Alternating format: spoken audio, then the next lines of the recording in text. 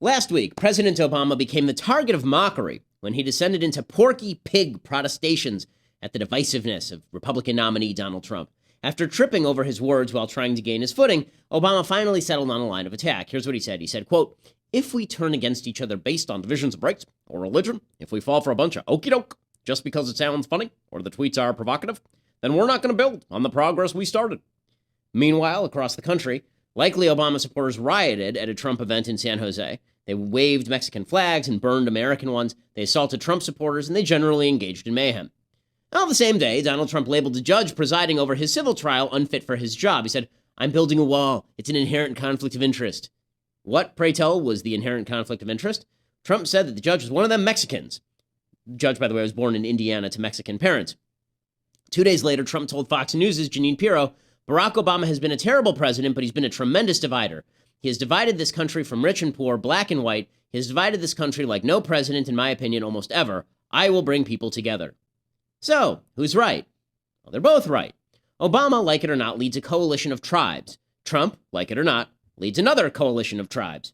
The founding fathers weep in their graves. The founders were scholars of both Thomas Hobbes and John Locke. Thomas Hobbes argued that the state of nature, primitive society, revolves around a war of, quote, every man against every man. In such a state, life was awful, he wrote. No arts, no letters, no society, and which is worst of all, continual fear and danger of violent death, the life of man solitary, poor, nasty, brutish, and short. You learned all this in high school.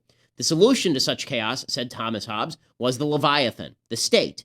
He said it was, quote, but an artificial man, though of greater stature and strength than the natural, for whose protection and defense it was intended, and in which the sovereignty is an artificial soul, as giving life and motion to the whole body. So basically, the state comes along and fixes the problem of tribes fighting each other because it's so big and so powerful. Hobbesian theory has prevailed throughout human history. Tribal societies either remain in a constant state of war with each other, or they're overthrown by a powerful government. Jared Diamond, who's an anthropologist, he writes that, quote, tribal warfare tends to be chronic because there are not strong central governments that can enforce peace. Those strong central governments often arise, says anthropologist Francis Fukuyama, thanks to the advent of religion, which unites tribes across family boundaries. Right? My family may not be your family, but if we both believe in Jesus or if we both believe in the Bible, then at the very least we have some commonality. The rise of powerful leadership leads to both tyranny and to peace. The founders were scholars of Thomas Hobbes. They were also scholars of John Locke. But in Western societies, tyranny cannot last. After generations of tyranny, after tribalism gives way to Judeo-Christian teachings enforced through government, religious tyranny, citizens begin to question why we even need a tyrant in the first place. They begin to ask John Locke's question. In a state of nature, we had rights from one another. Why is a tyrant allowed to invade those rights? Is prevention of violence a rationale for full government control, or were governments created to protect our rights? Our founders came down on the side of Locke, not Hobbes. They said in the Declaration of Independence that, quote, to secure these rights, governments are instituted among men, deriving their just powers from the consent of the governed. But the founders still feared tribalism, and that's what they called faction. Whenever you hear them talk about faction in the Federalist Papers, they're truly worried about the seizure of government in order to benefit one tribe over another. They may have agreed with Locke over Hobbes about the proper extent of government, but they never believed that tribalism had disappeared. That's why they attempted to create a government that pit faction against faction, tribe against tribe, cutting the Gordian knot of tyranny and tribalism with checks and balances. This is what James Madison wrote in Federalist 51. He wrote, quote, if men were angels, no government would be necessary. If angels were to govern men, neither external nor internal controls on government would be necessary. In framing a government which is to be administered by men over men, the great difficulty lies in this. You must first enable the government to control the government, and govern, this is the tyranny, and the next place oblige it to control itself. This is the Lockean rights argument. A dependence on the people is no doubt the primary control on government, but experience has taught mankind the necessity of auxiliary precautions. This is what Madison said. This is a brilliant solution to a real problem, so long as it worked. Sadly, it no longer does.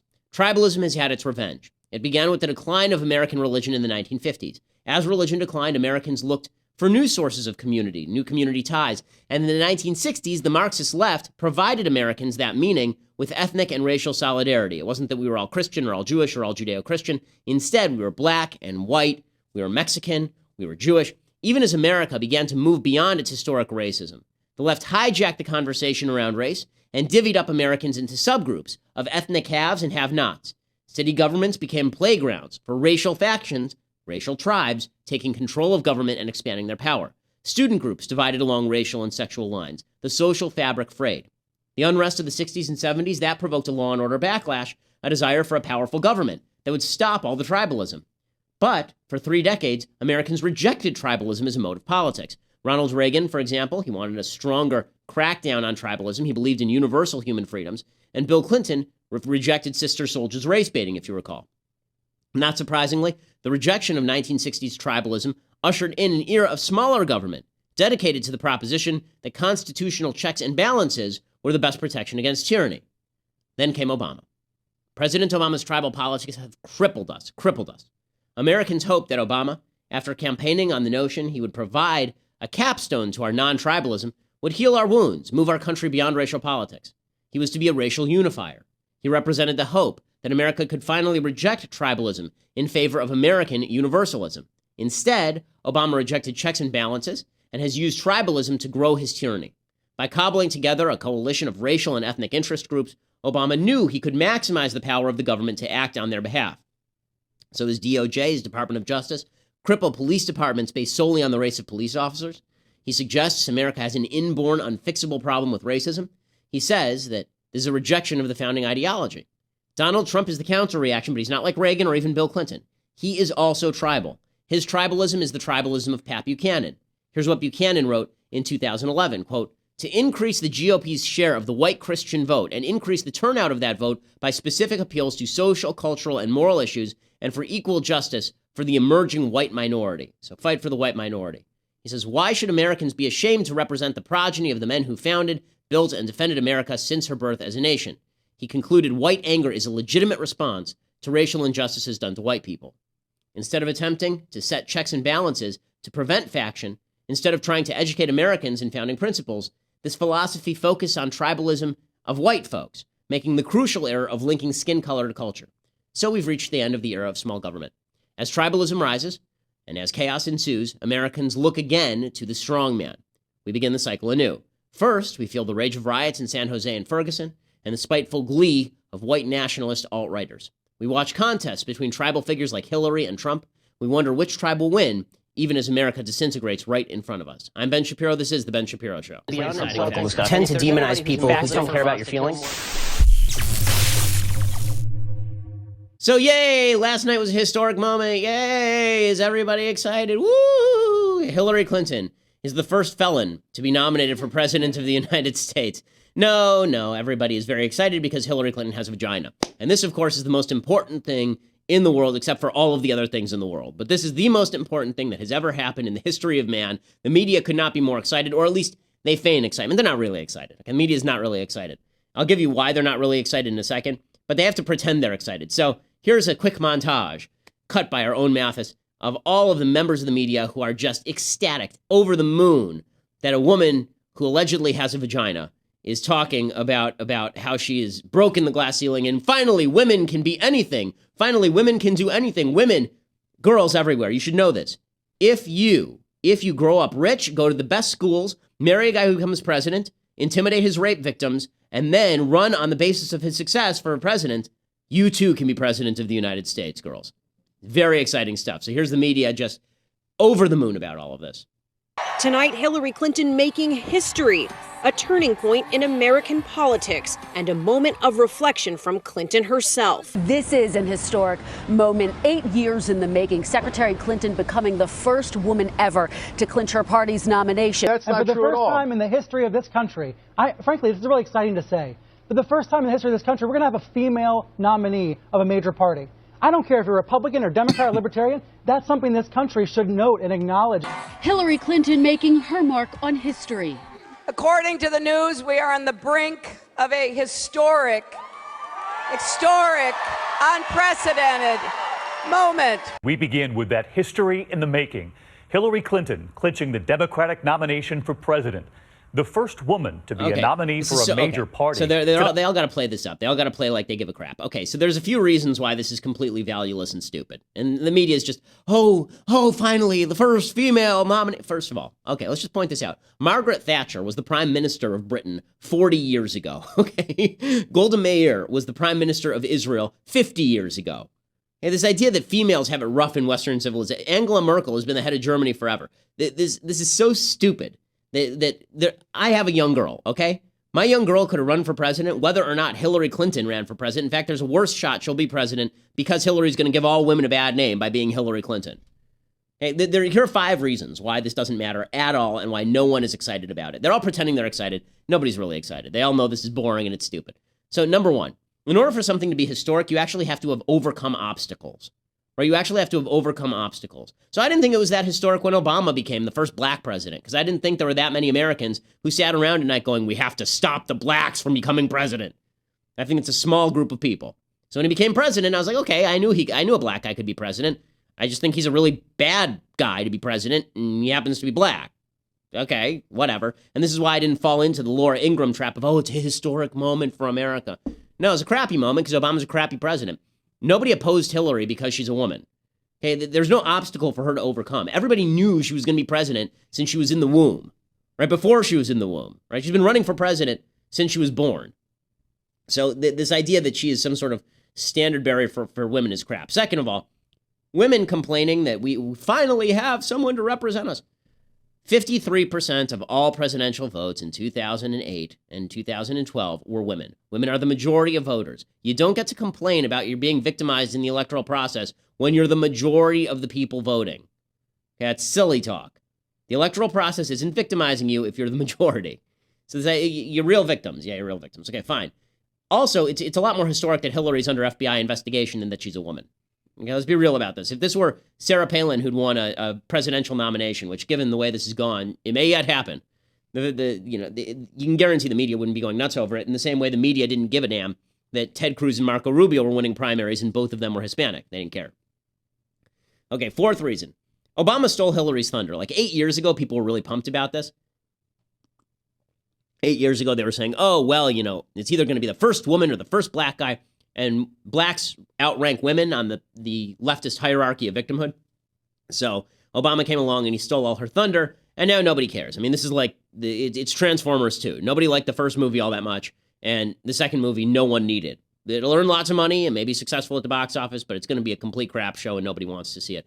Finally, women generally are not victims of society. The notion that Hillary Clinton has been victimized in any way because she's a woman is absolutely absurd. It's absolutely absurd. She's only become successful because she's a woman. If she were a man, no one would give her a second look as a politician. She's terrible on stage. She's awful interpersonally. She has no new ideas. She's really boring. She's deeply corrupt. She's the worst presidential candidate in modern history. I mean, she's really that bad. So this idea that she's been a victim and now she's overcome it is just crap. Nonetheless, Hillary Clinton is out there and she's talking about how wonderful all of this is. So Hillary spoke last night, and the media, I mean, I have to say the media, there are a lot of people buying into the idea that Trump was going to be president after he destroyed the media during his primary run. I never fully bought into it, specifically because I said that the media was bound to open up their guns on Trump when we hit a general. That's what's happened so far. So the media criticized Hillary. Oh, she's not fun. Oh, she's not interesting. Maybe Bernie Sanders is more interesting. Now that they're in general election mode, they're now making Hillary into the great heroine. She's the kindly-hearted grandmother who's just here to help us. And so Hillary Clinton, she spoke last night about how her vagina qualified her for high office. Here she is talking about how she's broken the glass ceiling with her cankles. Clip 1. It is wonderful to be back in Brooklyn, here in this beautiful building. And it may be hard to see tonight, but we are all standing under a glass ceiling right now.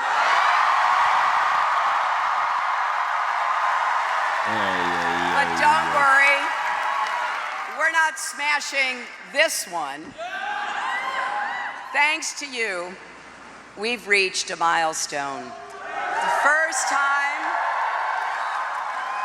time in our nation's history that a woman will be a major party's nominee for Yay, women, yay! Okay, there's only one problem. She's saying this in Brooklyn, New York. Okay, if she said she was a man in this speech and I called her a woman, they would find me in Brooklyn, New York. So the left has this bizarre notion that men can be women and women can be men, except when it comes to Hillary, it's super important that she's a woman. Deeply important that Hillary Clinton is an actual female, because females are different than men. But if you say females are different than men, then you're a sexist and you're against transgenders and you have to be fined $250,000 by the people in New York. So very exciting. The left has no idea what it's talking about. All they know is that it's a milestone moment for Hillary Clinton. And then Hillary continued along these lines. Hillary Clinton, she suggests that this is where she makes her political case. And this is the thing. She's the same old boring politician. She's the same old boring Democrat politician with a vahoo-hoo. That's her entire appeal. Her entire appeal is, and when Trump says that all she has to play is the women's card, this is correct. This is right. Okay, it's true. All she has is this. That's it. So here is Hillary Clinton making her political case, and you'll see just how weak this is. As we look ahead to the battle that awaits, let's remember all that unites us. We all want an economy with more opportunity and less inequality, where Wall Street can never wreck Main Street again. We all want a government that listens to the people, not the power brokers, which means getting unaccountable money out of politics. And we all want a society that is tolerant, inclusive, and fair. Okay, this is so unbelievable that these things are leaving her mouth, right? Okay, what did she just say? Here's what she said right there. She says a couple of things. An economy with less inequality. She's worth $100 million because she's charging people six figures to speak, right? She lives in Chappaqua because she's a politician who made money off her politics. She says Wall Street shouldn't be able to wreck Main Street again. Hillary Clinton was literally the person who laid the groundstone for Goldman Sachs in New York City. We have the pictures. And then she says we want a government that listens to the people, not the power brokers. What? You ran the Clinton Foundation where you sold government favors on behalf of dictatorships. And then she says she wants to get unaccountable money out of politics. Really? Really? That's what you want to do? And then she says she wants a society that's tolerant, inclusive, and fair, except for her Republican enemies and religious people who have to be shut up at the first available opportunity. So all this is crap. All this is crap, but she's wearing a really expensive coat and she has a vagina. So that's all that matters. You just take that old wine and pour it into a new bottle, but it's a new magically genitally different bottle. So that's all that matters here. By the way, I'm not sure where she gets her clothing. This one I think she got from Christian Bale in Equilibrium. But she continues along. Then Hillary turns to her main opponent. And politics is the art of opposition. And so here's where Hillary is going to be strongest. This is where Hillary goes after Donald Trump. But even here, Hillary is wildly incompetent. What makes me so sad about this, folks, Hillary does not deserve to be a major party nominee. She doesn't deserve to be in politics. She's a criminal. She deserves to be in prison. It shouldn't be hard to beat her in a general election. But in a minute, we're going to get to the other side of the aisle, and you'll see why it's not going to be easy for Donald Trump to beat her in a general election. Here's Hillary taking on Trump. When he says, let's make America great again, that is code for let's take America backwards.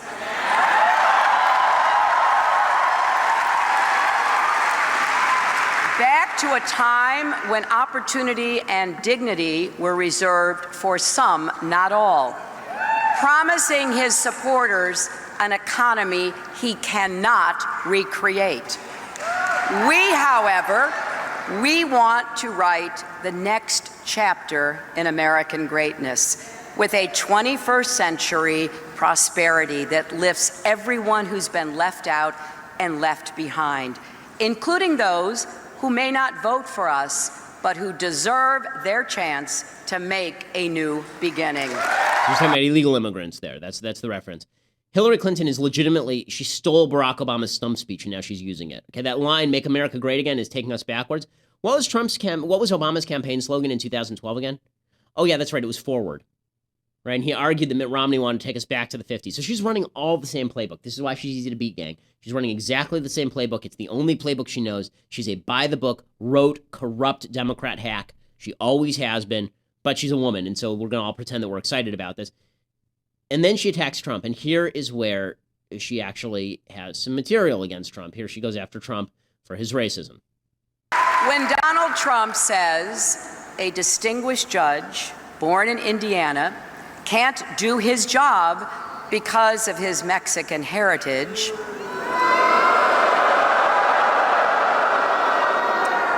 or he mocks a reporter with disabilities, or calls women pigs, it goes against everything we stand for. Okay, we'll stop it there. So Hillary going after Trump here, there's no defense for Trump here. He could go after her and say she does a lot of these same things, but she doesn't mock people with disabilities. She's terrible to women. But again, what would be nice is if we didn't have a candidate who is this vulnerable on all of these charges. And this is what Hillary's going to do, right? So this is what Hillary's going to do. She's going to knock Trump on all of this, and she's going to campaign as kind of the typical Democrat, and then she's going to swivel, and she's going to do what every successful Democratic presidential candidate has done for the last 30 years. She's going to run as a moderate Republican. Seriously, watch this. Hillary Clinton is already swiveling to the general, and she's already starting to run as a moderate Republican. So here's Hillary Clinton campaigning as a moderate Republican. Well, we believe we should lift each other up, not tear each other down. Unless my husband raped you. In that case, I'll tear you down, but sure. We believe we need to give Americans a raise, not complain that hardworking people's wages are too high. We believe we need to help young people struggling with student debt, not pile more on our national debt with giveaways to the super wealthy. We believe we need to make America the clean energy superpower of the 21st century. I love when politicians nod to themselves. Not insist that climate change is a hoax. She's like, you go, Hillary. So what she does is she takes a lot of these leftist tropes and she mixes them up with things that are not leftist. So, for example, she says we can't pile more on our national debt with giveaways to the super wealthy. Since when have Democrats cared about the national debt? They blew it out. Right? Her husband cut the national debt, but she hasn't. Right? When she says that she wants to make America the clean energy superpower, for ignorant people, you can't make America a clean energy superpower without destroying all of the jobs that actually create the energy upon which you live. But she says all these things and she sounds like a moderate. And then listen, this one's amazing. Here's where she goes full moderate, right? Listen to her take a couple of leftists, like a drop of leftism, and mix it in with a bunch of right-wing rhetoric. Here we go. To be great, we can't be small. We have to be as big as the values that define America. And we are a big-hearted, fair-minded country. We teach our children that this is one nation under God, indivisible, with liberty and justice for all. Okay, we can stop it right there. She's nodding to herself. She just nods to herself all the way through this horrific speech. Okay, so notice something. The Democrats want to take God out of the Pledge of Allegiance. This has been a major issue, okay? I was at the 2012 DNC, at the Democratic National Convention, when they literally booed God because God was in their platform and they wanted to remove it. And here she is, preaching Republican stuff about God and liberty and justice, indivisible, etc. And none of it's real.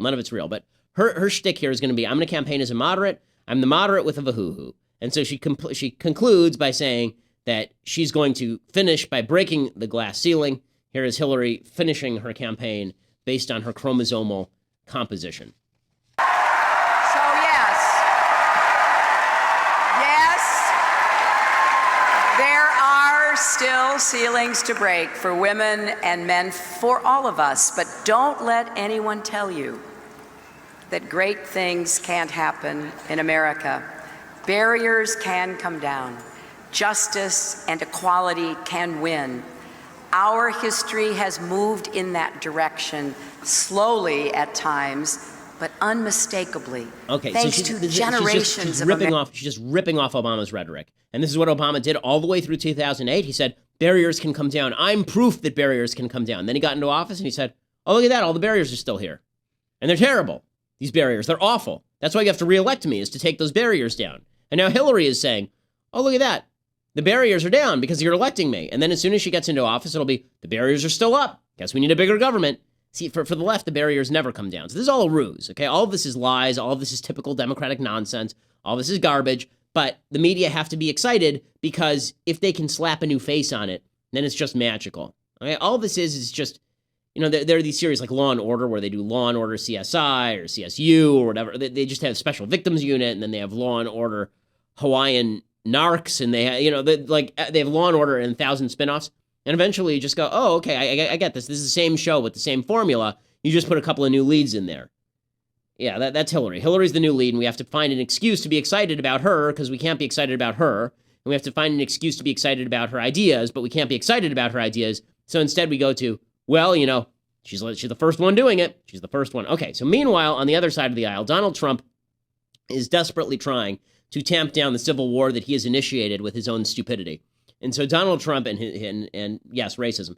Donald Trump is now reading from a teleprompter. So all of these Republicans who are so desperate to get behind him. They're desperate to get behind him.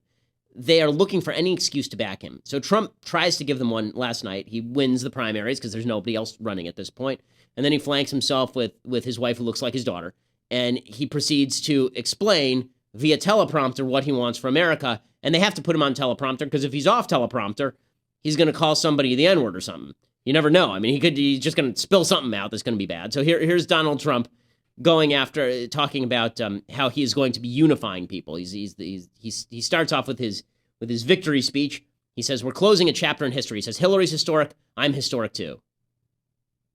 Now, recent polls have shown that I'm beating Hillary Clinton, and with all of her many problems and the tremendous mistakes that she's made, and she has made tremendous mistakes, we expect our lead to continue to grow and grow substantially.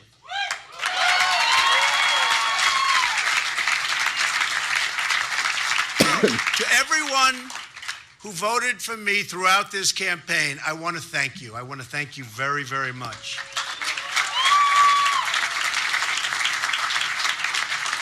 To those who voted for someone else in either party, I'll work hard to earn your support, and I will work very hard to earn that support.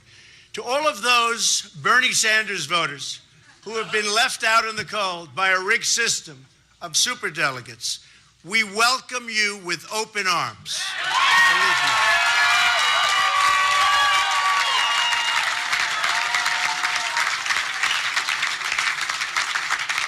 And by the way, the terrible trade deals that Bernie was so vehemently against, and he's right on that, will be taken care of far better than anyone ever thought possible. And that's what I do. We are going to have fantastic trade deals. We're going to start making money and bringing in jobs. Okay, so he's making promises he can't possibly keep, and then he's trying to draw on the Sanders supporters, but he's a great unifier.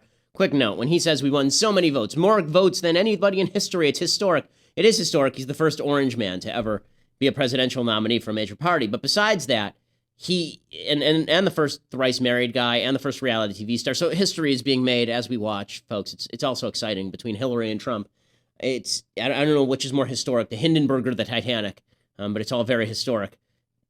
Quick note, when Trump says he won more votes than any Republican primary candidate in history, it is worth noting that Donald Trump also lost more primary votes than any candidate in history. He won about 13.2 million votes. He lost about 16 million votes, right? So he won a lower percentage of the vote than, and as the nominee, than any candidate since Richard Nixon in 1968. So, yeah. Then he continues and he says he's going to create peace. He says he's a fighter, but he wants to make peace. Now, I know some people say I'm too much of a fighter. My preference is always peace, however. And I've shown that. I've shown that for a long time. I built an extraordinary business on relationships and deals that benefit all parties involved, always. My goal is always, again, to bring people together. But if I'm forced to fight for something I really care about, I will never, ever back down, and our country will never, ever back down. All right, so this is his shtick. He's going to make peace. And he's back on the teleprompter, and everybody's very excited. Everybody's just, ooh, okay, very excited. He's back on the teleprompter. Clearly, Donald Trump, we've been waiting for good Trump, right? We keep waiting for good Trump, and we finally hit good Trump, right? We've been waiting for the Trump who can control himself and be presidential, and who can take it to Hillary Clinton and go right at Hillary Clinton. And he does this. He says that he's going to go right at Hillary Clinton. He says he's going to give a big speech on Monday in which he goes after Hillary Clinton, and he talks about the State Department being her hedge fund and all this stuff. Fine. Within 24 hours, here's Donald Trump on Twitter. Within 24 hours. So here's Donald Trump on Twitter. Quote, nobody is watching Morning Joe anymore. Gone off the deep end. Bad ratings. You won't believe what I am watching now. This is good Trump. Okay? Retweeting. Where is the reporting most votes for president in history of USA? All capital letters, right? He's retweeting people now in praise of himself. Great speech. S-P-E-A-C-H. Great speech. Thanks. And this is what he's retweeting. Top rhino hack for MSNBC Joey Scarborough on the air and calling the next President Trump a racist and a bigot. Shame on you. So this is good Trump. This is what good Trump looks like. Good Trump looks like this idiot. By the way, when he says, I'm not watching MSNBC, you'll never guess what I am watching. You're right. I don't know. What is it? Is it pornography? Are you watching bikini videos of your daughter? Are you watching the world burn? I mean, it could be anything. It could be anything. I don't know. He's such a mystery. He's such a mystery. This is good Trump. And good Trump also says Republicans are just going to have to get over the fact that he says stupid things every so often. Here is Donald Trump last night. After saying he's a great unifier, he glares into the camera and explains that everybody needs to hop on board the Trump train. When you hear Republicans, I watched Republicans attack you in the last 24 hours, and I'm thinking, I haven't heard some of these Republicans attack Barack Obama, who was able to pass his entire agenda because they wouldn't fight him, as hard as they're fighting you. Is that a feeling you have? Well, it's sad. I don't care where the judge comes from or where judges come from. I just want to get a fair shake. And we've had some very unfair opinions coming down, and you wonder what's going on. And I will tell you, it's a little disappointing. Some of the Republicans, and in all fairness, there's some of the people that I went through war with, and I won. And there's a lot of anxiety there. There's a lot of anger. I guess anger. They just can't come back. They can't get over it. So they have to get over it, ideally. As to whether or not they endorse me, it's okay if they don't. But they have to get over it. They have to get over it. Everybody has to get over it. Okay, first of all, Sean Hannity, my God. Okay, why haven't any of these people attacked Obama as harshly as they've attacked Trump? I was here. Okay, I was here. I spent the last 8 years ripping Obama a new one. Okay, most of the Never Trump people, I'm not talking about some of the fair weather Never Trumpers. I'm not talking about the John Kasichs of the world, right? I'm talking about the hardcore conservative Never Trumpers, the people at National Review, for example. I'm talking about Eric Erickson. You think these are people who are soft on Obama? Right? The question is why you're backing a guy who mirrors half of Obama's policies and mirrors half of his philosophy. But in any case, Trump, that's good Trump. So waiting for good Trump is like waiting for Godot, okay? Godot's never showing up and neither is good Trump. It's never going to happen. Meanwhile, but I will note this, and this is worth noting. Okay, the difference between Republicans and Democrats is that when Republicans nominate somebody absolutely unfit, like Donald Trump, there's a civil war inside the Republican Party. When Democrats nominate somebody absolutely unfit, like Hillary Clinton, they consolidate around her, the banner goes up, and they say that she's the greatest thing since sliced bread. And that's what's been happening. So, for example, here is Claire McCaskill, who is a Hillary ally. She's asked directly about Hillary brokering deals for the Russians. And there's a famous story in which Hillary Clinton at the State Department allowed the Russians to buy this uranium company in the United States. And the Russian government was giving money, or the firm was giving money to the Clinton Foundation at the time. Watch Claire McCaskill cut and run on this one. And another point of attack for him is going to be the Clinton Global Initiative, whether it's why the tax returns were restated and what that means, what deals Bill Clinton was making with Russia and uranium, what kind of shady nations were able to give a lot of money to that foundation while Clinton was the Secretary of State. These are real concerns. Do you think that you have real answers? Well, I think that the Clinton Foundation did a lot of good around the world. And Hillary Clinton could have easily said, no, I don't want to be Secretary of State. I want to go make more money. At any juncture, Hillary Clinton could have made a choice in her life to make money. She made a choice at every juncture in her life to serve the public. Every scar she had came from public service. And I think that's important to remember. We need to stop it right there. She made a choice at every point in her life to serve the public. To serve a public, in Hillary Clinton's mind, is a cookbook. Right, to serve the public. Okay, but so they're consolidating around her, and to consolidate around her, they have to throw Bernie Sanders and his unfortunate age-riddled body. They have to throw that sucker right under the bus. So Bernie Sanders last night was super pissed. He didn't win California, and he said the struggle continues. The struggle does continue. Let's do this thing.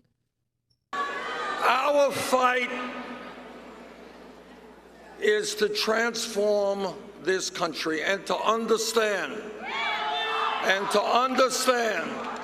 that we are in this together, to understand that all of what we believe is what the majority of the American people believe.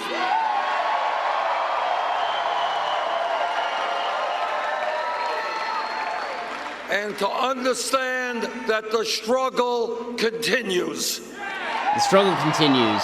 We shall overcome. By the way, there actually is tape. We'll have to grab it. There is tape of Bernie Sanders actually singing We Shall Overcome from a CD that he cut when he was the mayor of Burlington, Vermont, because he's a nutcase. Part of the amusement, by the way, of watching Bernie Sanders tape is that it always appears halfway through the sentence that he might lose his train of thought and just start talking about when he used to play stickball in the streets or something. And then he sort of continues. So there's always this kind of awkward pause, and then you wait for him to just, like your grandfather who's a little addled, you wait for him to continue on a completely different topic. But Bernie Sanders, remember, he was the darling of the left. MSNBC loved him. Now they're ready to consolidate around Hillary. And so Bernie Sanders, they have to dig a grave for him, and then they have to knock him in the face like Joe Pesci at the end of Casino and bury him in a cornfield somewhere. So here's Rachel Maddow doing exactly that on MSNBC last night, or Chris Hayes. I can't really tell the difference. According to this Politico piece tonight, it was Senator Sanders himself, quote, who personally rewrote his campaign manager's shorter statement after the chaos of that state party convention. The statement that the Sanders campaign put out after Nevada basically said, yeah, of course Bernie Sanders is against violence, but this was caused by the convention. They're blaming Senator Sanders for writing that himself. Quote, he was the one who also made the choice to go after DNC chair Debbie Wasserman Schultz after his wife read him a transcript of her blasting him on television. It was Senator Sanders himself who chose, as Politico puts it, the knife fight over calling Hillary Clinton unqualified, which aids blame for pulling the bottom out of any hopes they had of winning in New York. And when Jimmy Kimmel's producers asked the Sanders campaign for a question to ask Donald Trump, Sanders himself wrote the one challenging Donald Trump to a debate. So blaming Bernie Sanders himself for all of those strategic decisions. And the piece also says that Sanders is personally responsible for setting the basic tone of the campaign recently, which has been, and it's quoted as, screw me, no, screw you. Yes. I mean, and so now, you know, you take these end of campaign stories, I do, with several grains of salt. I mean, because you do have to look at the sourcing, and you have to then try to figure out. And we don't know who on the Sanders campaign is saying this. So if aides say Sanders thinks that progressives who picked Hillary Clinton over him are cynical, power-chasing chickens, like Senator Sherrod Brown of Ohio. One of Bernie Sanders' most consistent allies in the Senate before endorsing Clinton and campaigning hard for her ahead of the Ohio primary. Sanders is so bitter about that he would be ready to nix Sherrod Brown as an acceptable VP choice for Clinton if Clinton ever asked his advice on who would be a good progressive champion. Okay, so why do you throw a bomb? Maddow's really upset about this. She's very upset at Bernie Sanders. Why doesn't he just go away? Why doesn't he just leave us all alone? So they romanced with Bernie Sanders. Now they want to consolidate, and so Sanders has to go away. So the Democrats are rallying around their felon. They're rallying around their historic felon. Meanwhile, the Republicans are tearing each other apart. And they're tearing each other apart because there are people in the Republican Party who look at Donald Trump and they say, what the living hell are you doing? What the living hell are you doing? And it's people who have heretofore been Trump supporters. Even Trump's own supporters are now beginning to realize the awkwardness of supporting Trump. One Trump supporter, Dan Coates of Indiana, apparently, who was asked what politically, what on policy makes Trump better than Hillary, he paused for 11 seconds before he could come up with a response. Mitch McConnell, who has come out in favor of Donald Trump, he was asked by Matt Lewis here, you know, what should Donald Trump do? And here's Mitch McConnell. I think a good place to start would be to apologize for the various totally inappropriate things he said over the last couple of weeks. Another thing I'd like to see him do is get on script. I think it's time for him to look like a serious candidate for president, which means that you need to think before you speak. You need to apologize when you make a mistake and get on script. He's running for the most important job in the country, some would argue in the world, and I think there's a certain threshold of credibility that needs to be met. I was with him in the green room when he went to the NRA convention in Louisville a couple of weeks ago. And I said, hey, Donald, have you got a script? Pulled it out of his pocket. I said, are you going to use it? He said, I hate the script. It's boring. I said, put me down in favor of boring. Okay, well, it doesn't matter because he ain't going to listen to you, gang. Putting you down in favor of boring is not a surprise, but he ain't going to listen to you. Hugh Hewitt, who's been a real Republican Party loyalist. I mean, Hugh is a guy who really believes in Republican Party unity. This morning on his radio show, he said that they should try to take the nomination away from Trump at the convention, even after all the primaries have been ended. Here's Hewitt. It's like ignoring stage 4 cancer. You can't do it. Got to go attack it. And right now, the Republican Party is facing, the plane is headed towards the mountain after the last 72 hours. And you have Mark Kirk unendorsed. Mark Kirk's going to lose anyway. I'm not a Mark Kirk fan. I don't believe in casting aspersions on him. He's not going to get reelected. Lindsey Graham is a very serious student of the world. He's with whom I've disagreed often, but in the last 2 years on ISIS, he's absolutely right. And he speaks for a lot of people when he says he cannot vote for Donald Trump. I'm disappointed to hear that. I'll talk to Lindsey Graham about that. I want to support the nominee of the party, but I think the party ought to change the nominee because we're going to get killed with this nominee. And I have never said that. I waited till after the primary was over. I stayed Switzerland to the end, and the 72 hours dovetailed with that. They ought to get together and let the convention decide. And if Donald Trump pulls over a makeover in the next 4 to 5 weeks, great. They can keep him. It would be better if he had done so 5 weeks ago. Okay, it ain't going to happen. They're not going to take the nomination away from Trump. They're not going to stop it because if they do, 40% of the Republican base walks out on them. They lose the election anyway, and they're seen as people who rejected the popular will. Okay, all this is to say, however, that Trump, because he's basically indefensible, Republicans at least have the strength of principle to struggle with this. Okay, at least they have the strength of principle to struggle with this. I'm often asked about, on religious grounds, how do you know that you believe in God? And the answer is I struggle with God's justice, and that means I believe in him. Okay, struggling with Donald Trump as the nominee means you actually have some principles. Just jumping behind him demonstrates that you have no principles at all. And the Republicans are struggling with this, and they ought to be struggling with this. The Democrats don't struggle at all because they're all corrupt and terrible. I mean, this is no matter what you say about Trump, Democrats are more corrupt and terrible than Republicans. Not only are they in favor of mob rule, they're also in favor of a nominee who is an open felon. Now, that said, the Wall Street Journal today is ripping on everybody who says that Paul Ryan shouldn't have endorsed Donald Trump. There's an editorial in the Wall Street Journal that's it's legitimately one of the worst editorials I've ever read. They basically blame people who are anti-Trump for Trump in the first place.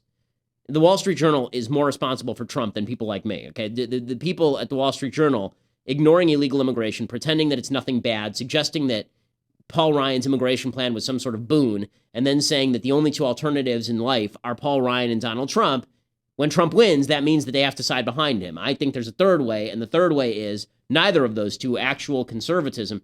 But there is this tendency now that people have to be cudgeled into line. I don't think it's going to happen. Okay, time for things that I like, and then a couple of things that I hate. Okay, things that I like. So we're doing sports films and sports books this week.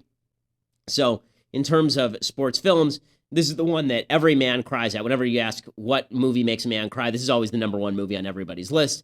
This is, of course, Field of Dreams, and here's a little bit of the trailer. I have just created something totally illogical. That's what I like about it.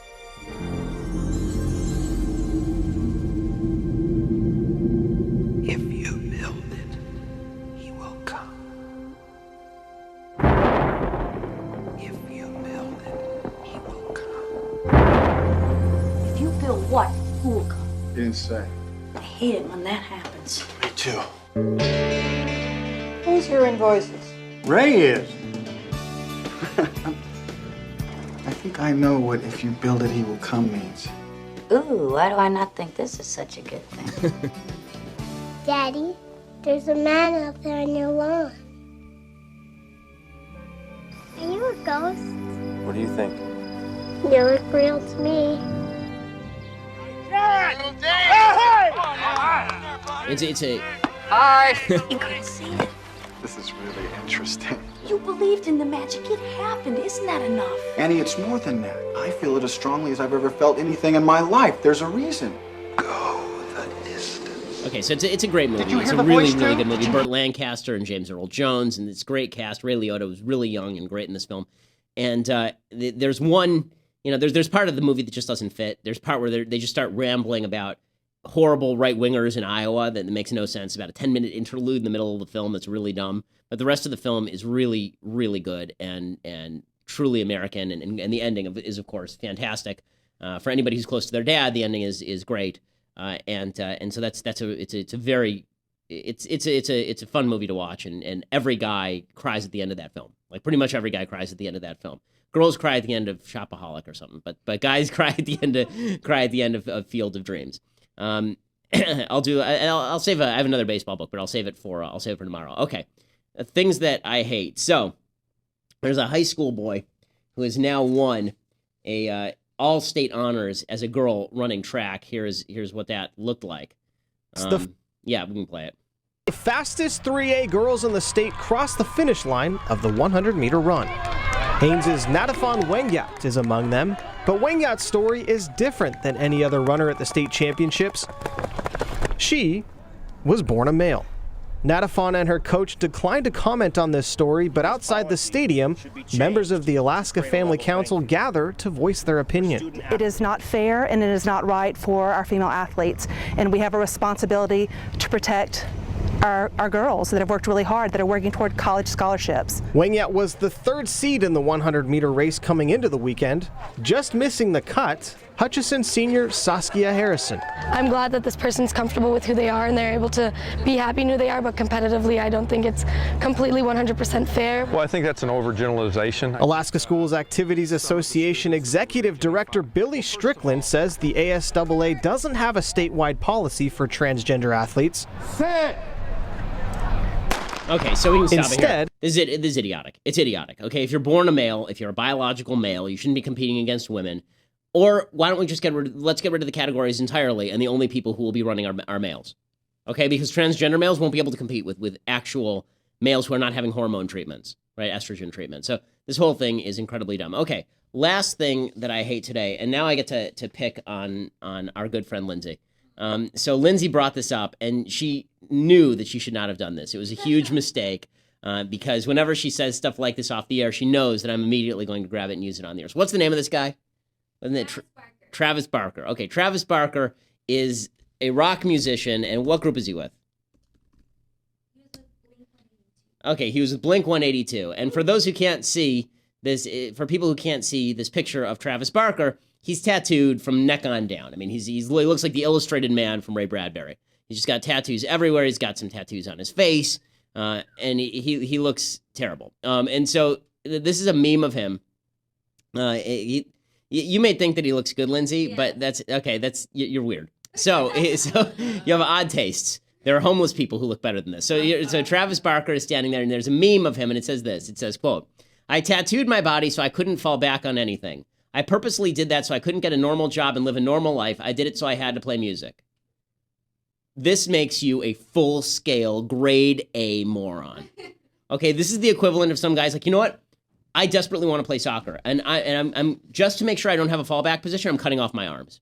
I'm just going to cut them off. I don't need them. I need to play soccer. I don't want any job. I may be tempted to drop out of this whole soccer thing, and I don't want those arms there to remind. That'll be a constant reminder that I need to play soccer. It's the only thing I can do. All I have is legs now, right? This is so stupid. The reason this is stupid is because your tattoos do not guarantee you success in life. They guarantee you won't be successful in one area, but they don't guarantee you will be successful in another area. What made this guy presumably a successful drummer is that he can drum, not that he has tattoos, right? The idea, I committed myself now I better learn how to drum. Are you really that weak-minded? You couldn't teach yourself to drum? Like you didn't realize that you had to learn how to drum to be a drummer until you slathered your body in terrible-looking tattoos, right? And as you get older and those start to sag, you're just going to start looking like a graffitied cover bench in South Central LA. Like it's so stupid, but this is what people do. And I think writ large, this is actually a bigger message. The bigger message is don't set up obstacles for yourself in the opinion that this makes you more virtuous. There are too many people in American society who do this, right? Women who get pregnant out of wedlock and then they go, oh, well, I did it and look how courageous I am. I overcame that to do X. You know what would have been better if you didn't do that? You know what would have been better? If he hadn't gotten the tattoos. Because guess what? You know what would happen if this idiot had not been part of a successful band, if he'd been like the other millions of people who played in a garage band and then fell apart and never made it big? You know what would happen? I'd be paying for him, right? He'd be on welfare. He couldn't get a job. That's his whole point. His whole point is that he didn't want to get a normal job and live a normal life. Right, so now your two options are you either make it big as a rock star or I pay for you. That's not my decision. That's your decision. So you get to take away my money because you're stupid? Okay, so I'm very glad that this guy made it big, and so he's not relying on my money. I'm very happy that he's not relying on my money. But kids, take this as a lesson. Don't be a moron. Don't make irreversible decisions that create obstacles for yourself because, I'm going to make sure that I'm totally committed. I'm totally committed into this career that I've chosen for myself. Right? I have to make sure that I'm committed. Really, just tie like a string around your finger and remind yourself. You really had to go and get under the needle for 1,000 years. I hate tattoos generally. Lindsay knows this. I mock her for her tattoo on a regular basis. Lindsay has a tattoo on her wrist that says Brave. And as I've said, unless this is the difference between women and men, right? You know who else has a Brave tattoo, gang? You know who else has a Brave tattoo? The Chewbacca lady. She has a Brave tattoo also. Really, watch that tape. She's sitting behind the Chewbacca mask. She raises her arm at one point, and I mailed this to Lindsay. I said, Lindsay, these are the kinds of people. She's so brave. She's so brave because true bravery is not fighting in Normandy. True bravery is sitting in a car with a Chewbacca mask and laughing hysterically while you video yourself. That is true bravery, gang. So, okay. So that's my little rant against tattoos. But even if you're getting a tattoo, even though there are, listen, you can get a tattoo. That's fine. There are plenty of people who have tattoos. I don't have to like it. You don't have to care what I think. That's fine. But please, for the love of God, don't do stupid things in your life that prevent you from making decisions later on. Okay, don't pre-commit yourself to a course because it may turn out, what happens if the guy got tinnitus and decided he couldn't deal with rock music? Like, what happens if you pre-commit yourself to a course? You're 14 years old. I want to be an astronaut. And because I want to be an astronaut, I'm going to ensure that I only live in this bubble for the next 2 years. Right? I'm just going to live in this bubble. And then it turns out, well, you know what? The whole astronaut thing didn't work out, but now I'm susceptible to every disease on the planet because I lived in a bubble. Yeah, it's dumb stuff. Like, think a little, think like the next step in your life, gang. I think that there are a number of young people who got tattoos who are not thinking beyond like the next step, because if they thought 40 years down the line, particularly women, you'd realize how bad these tattoos are going to look. There's no such thing as a good-looking tattoo on a 60-year-old woman, right? It's all fun and games when you're 20 and hot. Okay, it's a totally different thing when you're 70 and you look like you smoke 6 packs a day and you're sitting there without a larynx and you got a tattoo on your arm. Okay, it looks totally different then. So let's just think a little bit down the road, gang. And that's my message for the day. All right, we'll be back tomorrow with the mailbag. Subscribe at dailywire.com and you can be part of the vaunted Ben Shapiro Show mailbag and join the fun. I'm Ben Shapiro. This is the Ben Shapiro Show.